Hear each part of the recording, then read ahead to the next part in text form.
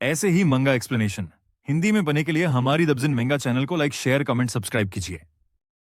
यह सब एक बड़े शहर में रात के वक्त शुरू होता है, जहां हमारा नायक आराम से घर की ओर जा रहा है।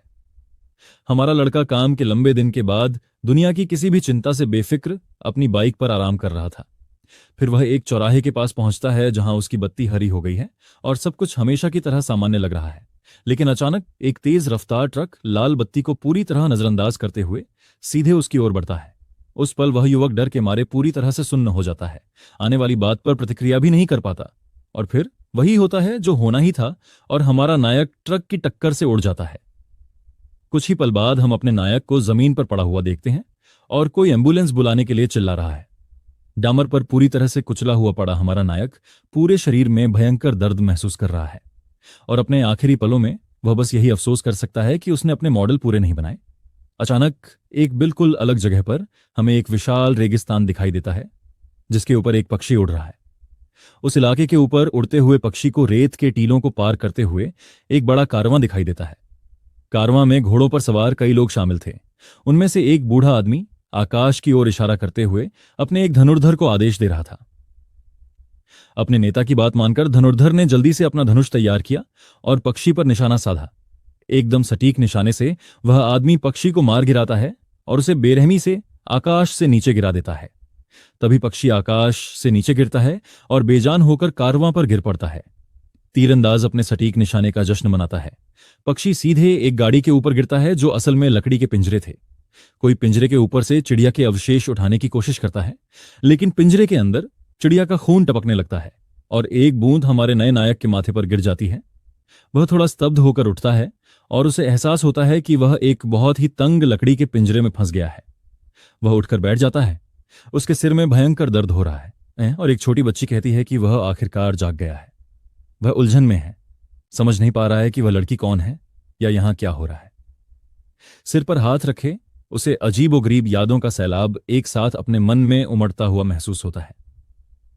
ये यादें उस लाश के असली मालिक की थीं, जो एक रईस था और एक तयशुदा शादी से भाग गया था। इन सब बातों को एक साथ जोड़ने के बाद हमारा नायक उस उलझी हुई स्थिति से स्तब्ध रह जाता है जिसमें वह खुद फंस गया है। जागने पर उसकी अजीबोगरीब प्रतिक्रिया देखकर चिंतित बच्ची पूछती है कि क्या वह ठीक है। वह कहता है कि सब ठीक है और बच्ची से कहता है कि उसे उपकारक ना कहे, क्योंकि उसने उसे बचाया नहीं था। फिर हमारा नायक अपना परिचय क्यूली के रूप में देता है और बच्ची का नाम पूछता है। छोटी बच्ची जवाब देती है कि उसके दादाजी उसे छोटी घास कहते थे। क्यूली पूछती है कि क्या उसके दादाजी भी उनके साथ गाड़ी में फंसे हैं, लेकिन उदास भाव से वह कहती है कि उन्होंने खुद को कुर्बान कर दिया ताकि वह बच सके। तभी हमारा नायक देखता है कि पिंजरे में सिर्फ औरतें और बच्चे ही कैदी की तरह बंद हैं। वह पहरेदारों को परखता है और इस नतीजे पर पहुंचता है कि वे पेशेवर सिपाही हैं और उनके सामने उसका कोई मुकाबला नहीं है। अचानक एक छोटा लड़का अपनी बहन के पास फूट फूट कर रोने लगता है। लड़का उसे जगाने की हर संभव कोशिश करता है। लड़की पहले से ही जमीन पर बेजान पड़ी थी। गुस्से से भरकर लड़का बाहर खड़े सिपाहियों को गालियां देने और चीखने चिल्लाने लगता है। वह पिंजरे की सलाखों से चिपक जाता है और कसम खाता है कि एक दिन वह सबको तोड़ देगा। यह सुनकर एक पहरेदार ने दुष्टता से मुस्कुराहट बिखेरी और बच्चे को चुप कराने के लिए अपना चाबुक तैयार किया, और बिना कुछ सोचे समझे वह आदमी लड़के पर चाबुक की एक जोरदार मार देता है। सिपाही फिर लड़के को धमकाता है और कहता है कि अगर उसने फिर से आवाज निकाली तो और भी बुरा होगा। जमीन पर पड़े और डरे हुए लड़के ने शुद्ध शुद्ध क्रोध से अपनी मुट्ठी भींच ली। इस बीच हमारा नायक और बाकी कैदी देखते रह जाते हैं, मदद करने में असमर्थ। इस क्रूर दृश्य को देखकर केनले को एहसास होता है कि उसका पुनर्जन्म एक अराजक युद्धग्रस्त दुनिया में हुआ है। हमारा नायक सोचता है कि अच्छी खबर यह है कि उसका पुनर्जन्म हुआ है और बुरी खबर यह है कि वह एक भयानक दुनिया में है। लेकिन अचानक उसके मन के किसी कोने से एक अजीब सी आवाज आती है और वह सोचता है कि यह क्या है। वह अपनी आंखें बंद कर लेता है और ध्यान लगाकर उस रहस्यमयी आवाज की उत्पत्ति को समझने की कोशिश करता है। वह अपनी मानसिक दुनिया में प्रवेश करता है और एक गचा सिस्टम खोजता है जिसमें प्रतिदिन 10 मुफ्त स्पिन मिलते हैं। केनले सोच में पड़ जाता है और सोचता है कि क्या उसकी विशेष शक्ति सिर्फ यही भाग्य आधारित सिस्टम है। तभी उसके सामने एक स्क्रीन आती है जिसमें पूछा जाता है कि क्या वह अपने 10 डेली स्पिन इस्तेमाल करना चाहता है। हमारा लड़का तुरंत मान जाता है और बटन दबाकर देखता है कि उसे कौन सी अच्छी चीजें मिल सकती हैं। तुरंत ही 10 पत्ते उसके चारों ओर रोशनी के एक बड़े बवंडर में घूमने लगते हैं। कुछ ही देर बाद हमारे नायक के सामने 10 चमकते हुए कार्ड आ जाते हैं, लेकिन उसे सिर्फ जले हुए चावल और पानी जैसी घटिया चीजें ही मिलती हैं, जिससे वह काफी निराश हो जाता है। फिर सिस्टम उसे सूचित करता है कि कार्ड उसकी इन्वेंट्री में भेज दिए गए हैं और उसे शुरुआती बोनस मिल गया है। वह उपहार पाकर उत्साहित हो जाता है और अपने नए 20 स्पिन सक्रिय कर देता है, यह सोचकर कि उसकी किस्मत बदलने वाली है। 20 नए कार्ड तेज गति से घूमने लगते हैं, जिससे ऊर्जा का एक नया भंवर बनता है, लेकिन उसे बेहद निराशा होती है कि नए कार्ड भी कम दुर्लभ भोजन और पानी वाले होते हैं। किनले पूरी तरह से हैरान है, उन चीजों को घूर रहा है। उसे अपनी बेतुकी बदकिस्मती पर यकीन नहीं हो रहा, लेकिन उन चीजों के बीच उसे 2 दिलचस्प कार्ड, एक गोली और एक बेयर्स्क पोषण मिलता है। इससे उसे पता चलता है कि यह सिस्टम दूसरी दुनियाओं से भी चीजें दे सकता है और वह काफी उत्साहित हो जाता है। फिर वह कुछ उपयोगी पाने की उम्मीद में अपने आखिरी 10 चक्कर लगाने का फैसला करता है। हमारा नायक अपने हाथ जोड़कर पूरी ताकत से प्रार्थना करता है कि उसे 5 स्टार वाला कार्ड मिले। नए कार्ड उसके सामने आते हैं और उसे आश्चर्य होता है कि उनमें से एक सुनहरी रोशनी से चमक रहा है। हालांकि बाकी चीजें फिर से बेकार हैं, फिर भी सुनहरा कार्ड बाकी सब चीजों से अलग दिखता है। उसे पता चलता है कि यह कार्ड जनरल लूबू का ट्रायल है, जिसका इस्तेमाल 3 मिनट तक किया जा सकता है। हमारा लड़का कार्ड पकड़ लेता है और सोचता है कि थोड़े समय के लिए ही सही, यह उसकी इस मुश्किल से निकलने के लिए काफी है। फिर सिस्टम घोषणा करता है कि चक्कर खत्म हो गए हैं और वह 3 सेकंड में असली दुनिया में लौट आएगा। हमारा हीरो अपनी आंखें खोलता है और खुद को पिंजरे में वापस पाता है, ठीक उसी जगह जहां पहले था। तब उसे एहसास होता है कि जब वह अपने मानसिक स्थान में था, तब असली दुनिया में कोई समय नहीं बीता था। इससे वह यह निष्कर्ष निकालता है कि जब भी वह गचाई स्पेस में प्रवेश करता है, बाहर का समय थम जाता है। फिर वह अपना ध्यान इन्वेंट्री पर केंद्रित करता है ताकि अब तक उसे मिली सभी वस्तुओं को देख सके। कूनली समझ जाता है कि उसे बस किसी वस्तु के बारे में सोचना है और वह सोचता है कि उसका उपयोग कैसे किया जाए। इस प्रणाली का परीक्षण करने के लिए वह एक साधारण वस्तु से शुरुआत करने का फैसला करता है और पानी की बोतल वाला कार्ड बुलाता है। कार्ड इस्तेमाल करने के आदेश पर पानी की बोतल आखिरकार उसके हाथ में आ जाती है। फिर हमारा नायक मुस्कुराते हुए कहता है कि अब उसे समझ आ गया है कि यह सब कैसे काम करता है। बिना एक पल भी बर्बाद किए वह बोतल खोलता है और अपनी प्यास बुझाने के लिए पानी पी लेता है। छोटी घास हैरान होकर पूछती है कि उसे यह पानी हवा से कहां से मिला। क्यों ली बोतल? छोटी बच्ची को देते हुए कहता है कि उसे भी प्यास लगी होगी। वह बोतल देखकर हैरान रह जाती है। उसे लगता है कि यह तो राजसी ठाठ बाट वाली चीज है। लड़की पानी पीती है और कहती है कि यह मीठा और स्वादिष्ट है, जैसा उसने पहले कभी नहीं चखा। लिटिल ग्रास उसे बहुत धन्यवाद देता है और बोतल हमारे नायक को लौटाने की कोशिश करता है, लेकिन वह जोर देकर कहता है कि वह और पानी पिए, क्योंकि पहरेदार उन्हें ज्यादा पानी नहीं देते।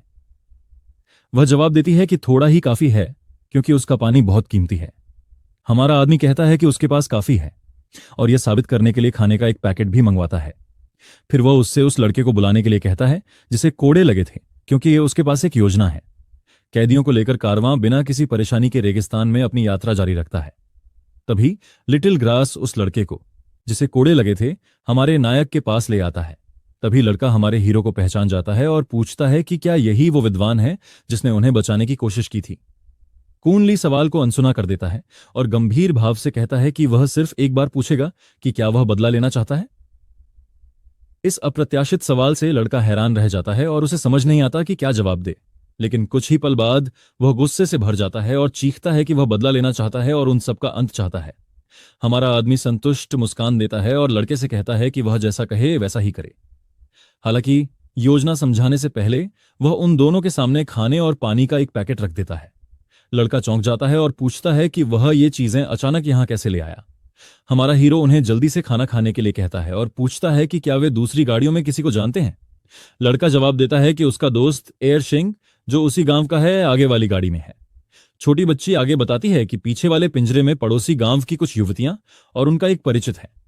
यह कहते हुए कूनली मुस्कुराते हुए कहता है कि उसने उन सबको वहां से निकालने की योजना बना ली है।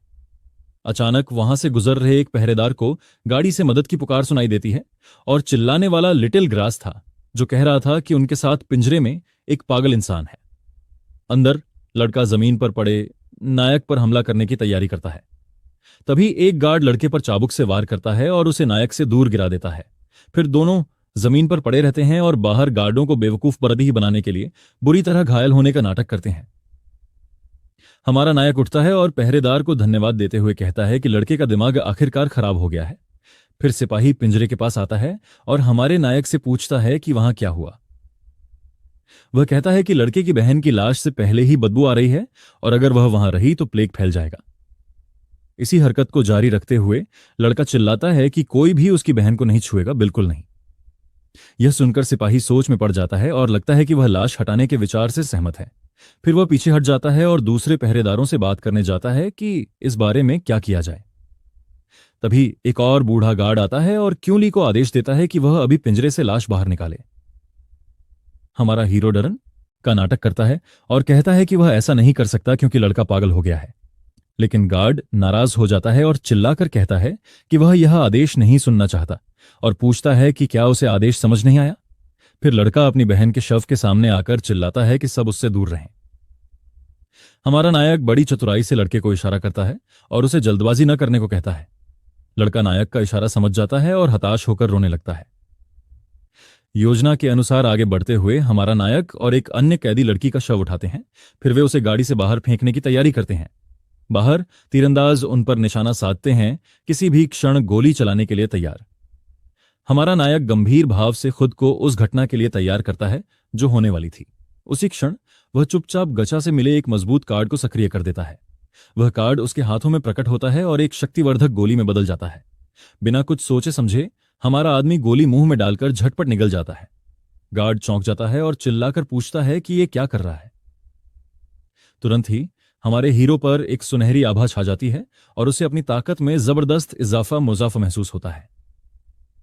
उसकी इस गुस्ताखी पर क्रोधित होकर गार्ड ने अपना धनुष खींचा और केनले को हमेशा के लिए खत्म करने की ठान ली।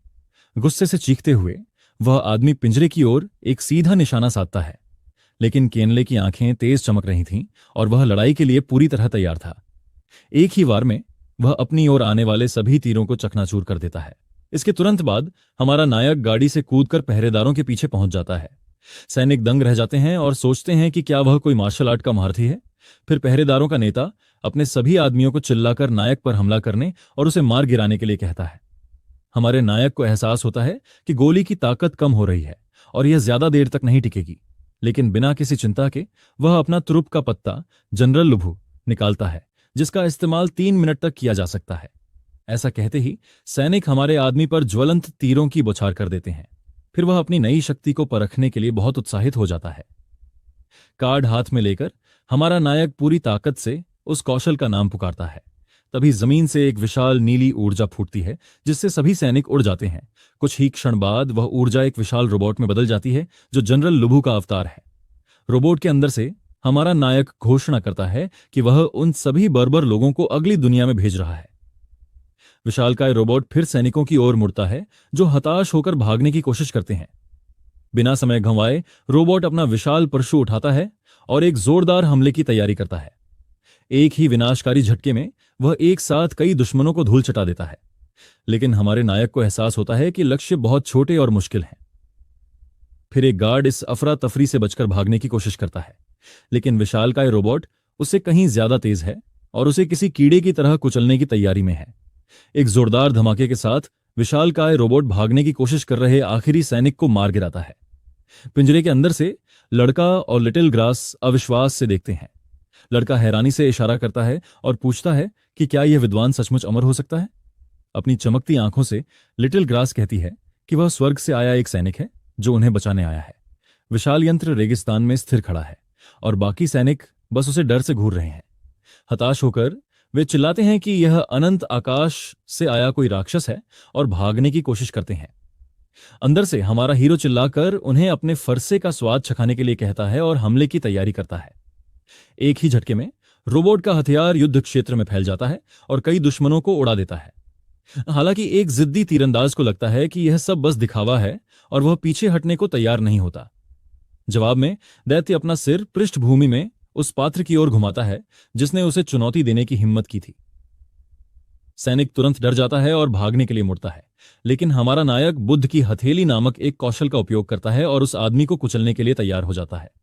विशाल हाथ पूरी ताकत से नीचे आता है और बिना किसी प्रयास के तीरंदाज को नक्शे से मिटा देता है। यह देखकर बचे हुए कुछ रक्षक घबरा जाते हैं और अपनी जान बचाने के लिए भागने लगते हैं। रोबोट के अंदर कुंडली सोच में पड़ जाता है कि क्या उन्हें कभी सचमुच लगता है कि वे इस स्थिति से बच पाएंगे। मशीन हवा में उछलती है और माउंट ताइक्रूशा के शिखर नामक एक और तकनीक का इस्तेमाल करती है और एक शक्तिशाली प्रहार के साथ जमीन पर गिरकर भागते हुए आखिरी सैनिक को भी खत्म कर देती है। हमारे नायक को एहसास होता है कि उसका समय खत्म हो रहा है और 3 मिनट लगभग पूरे हो चुके हैं। इसके साथ ही रोबोट मुड़ता है और कैदियों को आखिरकार आजाद कराने के लिए वैगनों की ओर बढ़ता है। एक पल भी बर्बाद किए बिना विशालकाय रोबोट लकड़ी के पिंजरों को पकड़कर उन्हें चूर चूर कर देता है। कुछ ही पल बाद कैदी वैगनों से बाहर निकलते हैं, मशीन के विशाल आकार को देखकर पूरी तरह दंग रह जाते हैं। रोबोट अपना काम जारी रखता है, एक और पिंजरा तोड़ता है और लोगों को आजाद करता है। जैसे ही सभी आजाद होते हैं, वे घुटने टेक कर उस अमर को अपनी जान बचाने के लिए धन्यवाद देते हैं। लेकिन लड़का दूर की ओर इशारा करके चेतावनी देता है कि कुछ बर्बर लोग मदद के लिए पुकारने के लिए भाग रहे हैं। जवाब में दानव बस सिर हिलाकर कहता है कि वह अभी उनका ध्यान रखेगा। तभी हमारे नायक को याद आता है कि जनरल लुबू के शस्त्रागार में भी एक धनुष था, और इस विचार के साथ ही विशालकाय रोबोट के हाथ में एक नीली ऊर्जा बनने लगती है। वह आकाश को चीर देने वाले धनुष को बुलाता है, जो एक अद्भुत मारक क्षमता वाला हथियार है। वह धनुष की डोरी खींचता है, एक ऊर्जा बाण बनाता है और भागते हुए दुश्मनों पर निशाना साधता है। फिर हमारा नायक बाण छोड़ता है और वह तेज गति से लक्ष्य की ओर बढ़ता है। बैंगनी ऊर्जा बिजली की तरह रेगिस्तान में तेजी से दौड़ती है और अपने पीछे विनाश का निशान छोड़ती है और सीधे प्रहार से हमला बचे हुए बर्बर लोगों का सफाया कर देता है। गोली इतनी शक्तिशाली थी कि रेगिस्तान के बीचों बीच एक विशाल खाई बन गई। कनली हैरान है और सोचता है कि शायद उसने अपनी शक्ति का थोड़ा ज्यादा इस्तेमाल कर दिया। तभी सिस्टम उसे सूचित करता है कि जनरल लुबू का ट्रायल कार्ड समाप्त हो गया है। इसके साथ ही विशालकाय रोबोट सभी बचे हुए लोगों के सामने विरूपित होने लगता है। तब कुंडली को अविश्वसनीय महसूस होता है और वह कहता है कि अजेय होने का एहसास बेहद संतोषजनक था। थोड़ी देर बाद छोटी लड़की और लड़का उसकी ओर दौड़े। वह गले लगने के लिए उसकी बाहों में कूद पड़ी। लड़का कहता है कि हमारा हीरो जरूर कोई देवता होगा जो उन्हें बचाने के लिए स्वर्ग से उतरा होगा। फिर वह घुटनों के बल बैठकर अपनी बहन का बदला लेने के लिए नायक को धन्यवाद देता है और अपनी जान की बाजी लगा देता है। बाकी कैदी भी घुटनों के बल बैठकर अपनी बहन का बदला लेने के लिए नायक को धन्यवाद देता है और अपनी जान की बाजी लगा देता है। के बल बैठकर अपनी जान बचाने के लिए अमर नायक का शुक्रिया अदा करते हैं। लेकिन पूर्व सरदार कहता है कि अभी ऐसा करने का समय नहीं है, क्योंकि शोरगुल से तातार स्काउट्स आकर्षित हो सकते हैं। इसलिए वह सबको पहले वहां से निकलने को कहता है और बचे हुए लोगों का समूह आगे बढ़ना शुरू कर देता है। हमारे नायक को एहसास होता है कि वहां 40 से ज्यादा लोग बचे हैं और उसका खाना सबके लिए काफी नहीं होगा। फिर हमारा नायक सबको अलग अलग होकर दक्षिण की ओर भागने को कहता है ताकि पकड़े न जाएं। लेकिन लिटिल ग्रास पूछता है कि क्या वह आकाश में अपनी दुनिया में वापस जा रहा है। यह सुनकर कनली खो जाता है और अपने पुराने घर के बारे में सोचने लगता है। वह सोचता है कि दुर्भाग्य से अब वह अपनी दुनिया में वापस नहीं जा सकता। फिर छोटी लड़की उससे कहती है कि जब वह बड़ी हो जाए तो उससे शादी कर ले ताकि वह उसे छोड़कर न जाए। नायक हंसता है और कहता है कि वह अपनी उम्र से कहीं ज्यादा बड़ी लगती है। फिर वह तय करता है कि चूंकि उसके पास एक व्यवस्था है, इसलिए वह लड़ेगा और इस दुनिया में बड़ी अराजकता फैलाएगा। फिर वह लड़के से पूछता है कि क्या वह गांव का रास्ता पहचान सकता है। लड़का जवाब देता है कि उसे सामान्य दिशा पता है और अगर वे झिंगझोऊ वापस पहुंच जाएं तो वह रास्ता ढूंढ सकता है। इसके बाद कुंडली ब्लैक माउंटेन गांव के सभी लोगों को अपने पीछे आने को कहता है। इसके साथ ही बचे हुए लोगों का छोटा समूह रेगिस्तान में अपनी यात्रा शुरू करता है। एक आदमी आता है और अपना परिचय झाओ एरशोंग के रूप में देता है, जो उसी गांव का है। फिर हमारा नायक उसे उनके पीछे चलने के लिए कहता है। वह आदमी एक औरत और एक बच्चे की ओर इशारा करते हुए बताता है कि उनके पतियों को तातार लोग ले गए थे। फिर वह नायक से दया करके उन्हें भी अपने साथ ले जाने की विनती करता है। हमारा नायक एक पल के लिए चुप हो जाता है और सोचता है कि उनके साथ क्या किया जाए। महिला यूनियांग का और लड़की लिनसिंगर नील का शुक्रिया अदा करती है कि उसने उन्हें बचा लिया। कनली सोच रहा है कि क्या उसे उनकी मदद करनी चाहिए या बस खुद को और मुसीबत में डालने से बचना चाहिए। लेकिन वह उन्हें अंदर ले जाने का फैसला करता है और दोनों को उठकर समूह के साथ आने के लिए कहता है। फिर नायक पूछता है कि क्या ब्लैक माउंटेन विलेज में सिर्फ 3 लोग बचे हैं। लिटिल ग्रास रोने लगती है और कहती है कि उसके दोस्तों को तातारों ने खत्म कर दिया। लड़का उसे दिलासा देता है और कहता है कि उसे रोने की जरूरत नहीं है, क्योंकि उनके अमर भाई ने उनका बदला पहले ही ले लिया है। सब कुछ तय होने के बाद कनली समूह से कहता है कि अब यहां से जाने का समय आ गया है। वह एरशोंग से पूछता है कि लड़के की बहन का शव उठाने के लिए कौन ताकतवर है, और वह मान जाता है। लड़का एक बार फिर हमारे हीरो का उनके लिए किए गए हर काम के लिए शुक्रिया अदा करता है। इसके बाद कुंडली बचे हुए लोगों के एक छोटे समूह को रेगिस्तान से बाहर ले जाता है। वे वीरान परिदृश्य में अपनी लंबी पैदल यात्रा शुरू करते हैं। समूह अपनी यात्रा जारी रखता है। शाम के समय एक चट्टानी घाटी से गुजरता है। रात हो जाती है, लेकिन वे चलते रहते हैं और एक पथरीली पहाड़ी पर चढ़ते रहते हैं। आखिरकार वे रात भर आराम करने के लिए एक सुरक्षित जगह की तलाश में आगे बढ़ते रहते हैं। कनली को लगता है कि अब बहुत अंधेरा हो गया है और वह समूह को वहीं आराम करने के लिए कहता है। समूह के साथ बैठकर वह इस प्रणाली का उपयोग करके सबके लिए पानी की कुछ बोतलें मंगवाता है। एयरसोंग नायक की हवा से चीजें बनाने की ईश्वरीय क्षमता देखकर दंग रह जाता है। हमारे नायक को आग न जला पाने का अफसोस होता है और वह ठंडे पानी के साथ इंस्टेंट नूडल्स खाने के बारे में सोचता है। फिर वह मसालेदार बीफ के स्वाद वाले इंस्टेंट नूडल्स का एक कप मंगवाता है। फिर कनली मसाला पैकेट खोलता है और उसे नूडल्स में डालकर अपना खाना तैयार करता है। उसे लगता है कि इतनी भूख में, ठंड में भी ये एक दुर्लभ व्यंजन है। हाथ में कांटा ली हमारा हीरो कुछ नूडल्स खाने के लिए उठाता है। कनली रेगिस्तान के बीचों बीच अपना अस्थायी खाना खाने के लिए तैयार हो जाता है, लेकिन उसके चारों ओर बचे हुए लोगों का पूरा समूह चमकती आंखों से खाने को घूर रहा है। बच्चे पूछते हैं कि वह दिव्य वस्तु क्या है जिसकी इतनी अच्छी खुशबू आ रही है, और उनके मुंह में पानी आ जाता है। यह देखकर वह उन्हें खाना देता है और पूछता है कि क्या वे इसे चखना चाहेंगे। हालांकि यह बस ठंडे इंस्टेंट नूडल्स हैं।